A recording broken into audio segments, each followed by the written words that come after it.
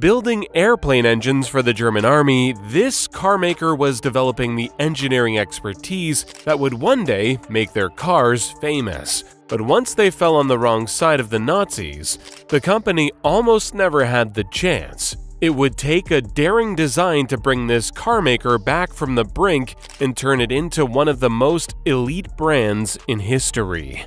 This is the story of BMW.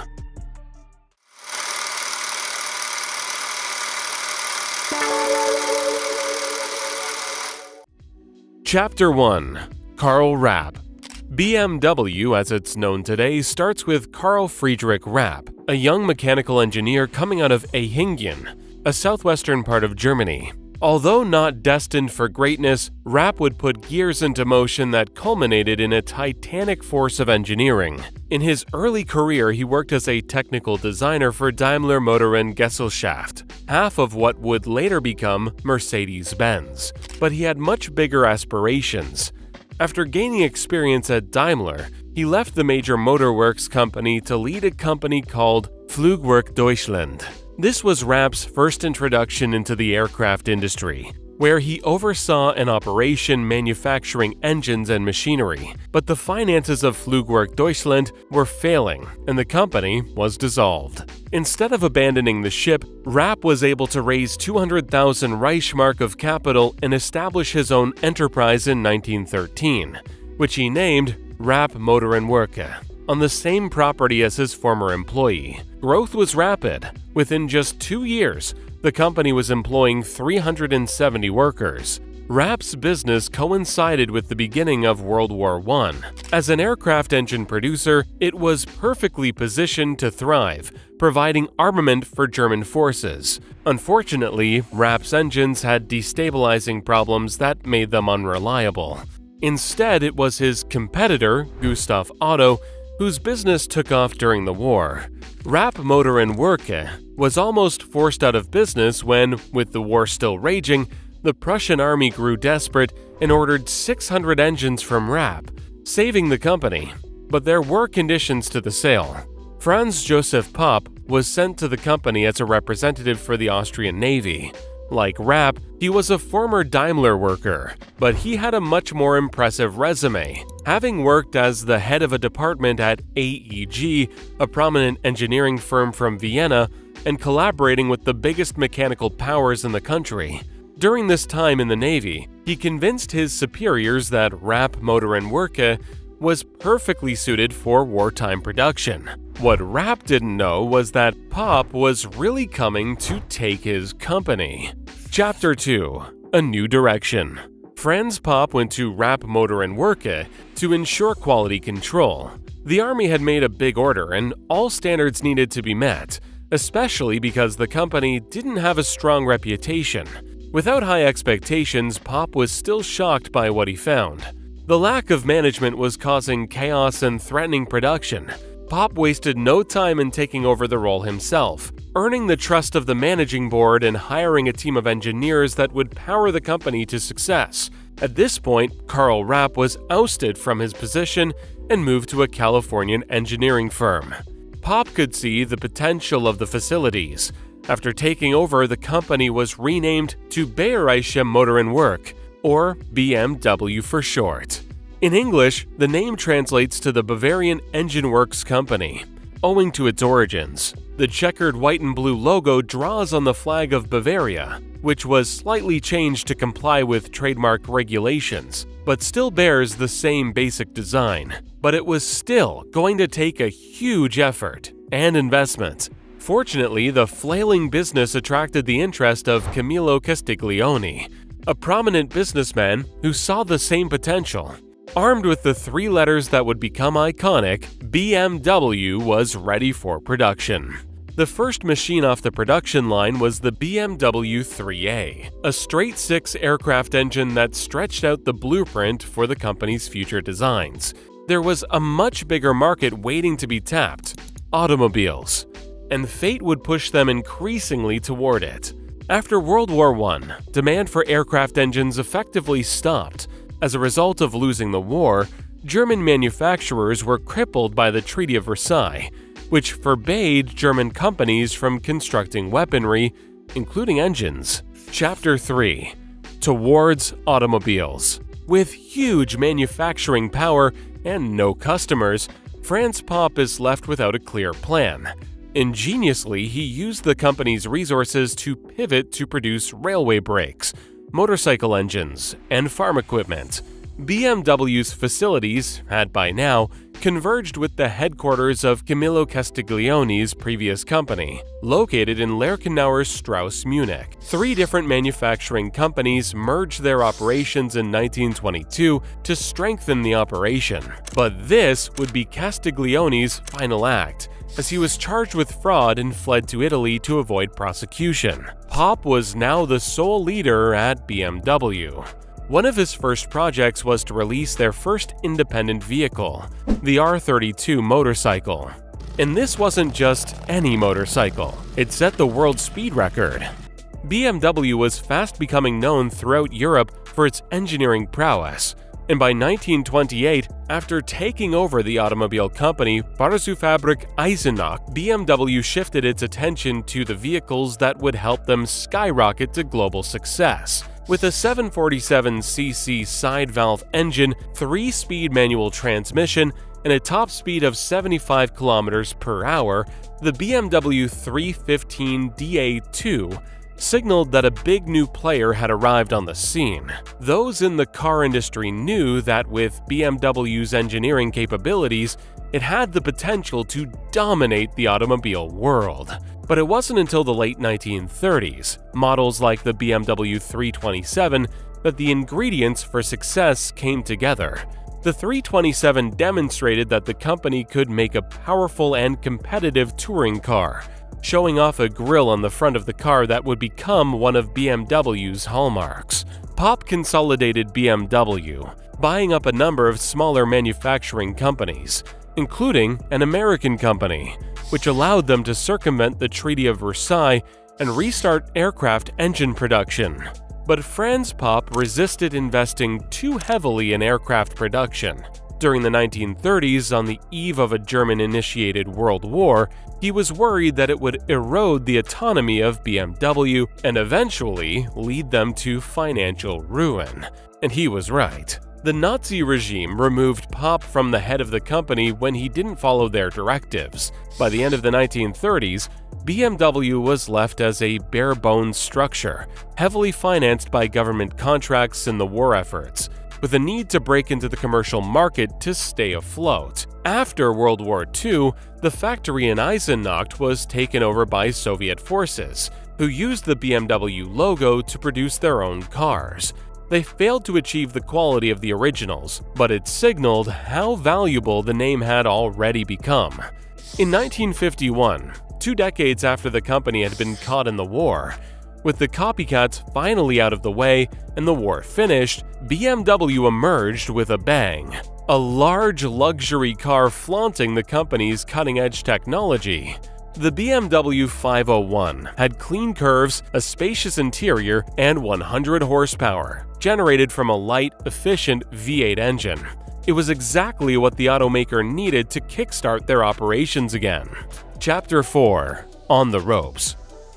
BMW's biggest competition came from a Nazi-funded company, Volkswagen, which was created to manufacture affordable automobiles for the people. After the war, too, in the 1950s, VW had become a symbol of post-war Germany, with cars that were stylish, reliable, and most of all, affordable. The luxury car market was no longer as profitable, and BMW needed to change directions fast. As the 50s came to a close, the company was on the brink of bankruptcy, coming close to becoming acquired by Daimler-Benz, who were interested in neutralizing their competition. Motorcycle sales were going strong, but the 1956 BMW 507, which would later go on to be iconic, proved too expensive for the market.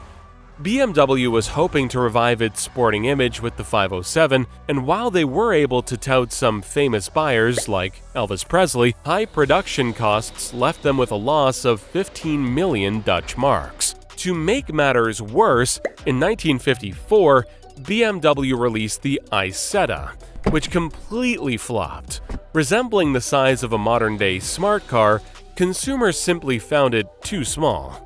What followed, the BMW 600 with a bold front door design, was also a failure. With a string of failures, Daimler was circling like vultures, ready to take over. Then, in 1959, with a fresh injection of capital from a wealthy German family, the Quants, BMW was given one last roll of the dice, and they used it to release the 700 series. The company couldn't afford another loss. Engineers recycled many of the components used on the 600 to save money, but with an entirely redesigned body, which would be released in both a coupe and a saloon model. A compact two-door car weighing in at just over 1,400 pounds, the first of the 700 series was a welcome new addition to the commercial market.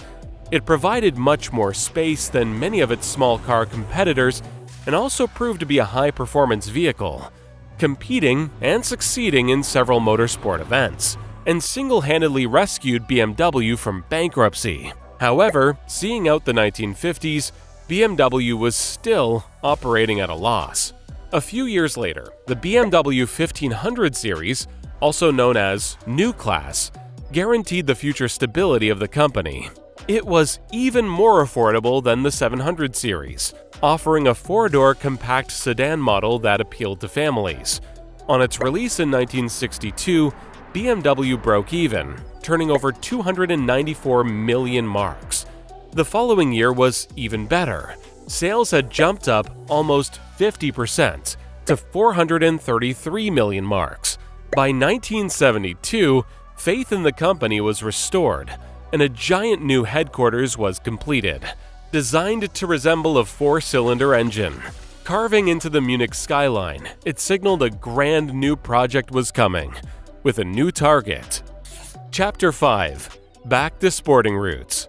Having established itself as both a luxury and functional automobile maker, BMW had matched the competition of Volkswagen. Their success allowed them to continue to produce successful models throughout the 1970s, like the 5 Series mid-size sedan and the 3 Series compact sedan, the 6 Series luxury coupes, and the 7 Series large luxury sedans. Now, BMW turned to another German rival, Porsche. Committed to becoming competitive in motorsports, BMW knew that racing success would go hand in hand with greater brand recognition. That's when the M1 was born. Developed to distinguish itself from its competitors, the mid-engine design allowed for greater balance and traction of the rear tires. BMW briefly partnered with Lamborghini to construct the car's chassis but finished the project alone, resulting in one of BMW's most unique designs, described as a supercar full of soul, luxury, and speed. The M1 model was later voted one of the greatest in the brand's history. With a 3.5-liter, 3,453cc six-cylinder engine, 273 horsepower, and a top speed of 165 miles per hour, this was by far the most powerful car BMW had ever produced, and it marked the launch of the widely successful M division, dedicated to manufacturing high-performance cars. Between 1978 and 1981, 397 M1 models were hand-built, and it left its mark on motorsports history. BMW created its own championship, enabling it to increase the production of its cars. Named the Procar BMW M1 Championship, it ran for 2 years and was won by future Formula One legends Niki Lauda and Nelson Piquet. From the brink of collapse less than 3 decades earlier, BMW had now stitched its name into the fabric of motorsports, becoming a leader in sports car innovation and achieving a symbol of status and power. But nearing the 21st century, the question was, how does a classic carmaker maintain its edge? Chapter 6. Staying ahead. Coming into the 90s, BMW released the E30 M3. This has become BMW's most recognizable design, spurring generations of models that continue until today. Many car enthusiasts consider this model to be the peak of BMW's engineering, introducing a radical new front diffuser, rear spoiler, and other body parts changes to make it one of the most sporty and aerodynamic models of the 3 Series. By 2005, BMW was 1.3 million cars per year. BMW remains a favorite for car collectors, continuing to produce parts dating back to the 1940s. But its adaptability has kept the brand on top, helping to double its revenue between 2011 and 2021 to over 111 billion euros a year. BMW became one of the earliest car manufacturers to adopt hybrid technology. In 2010, with the launch of the I-Series, the company pushed Ferrari and McLaren to develop hybrid supercars. BMW now sells more than 2.1 million cars a year, and they continue to push the envelope, currently at the forefront of hydrogen fuel cell testing.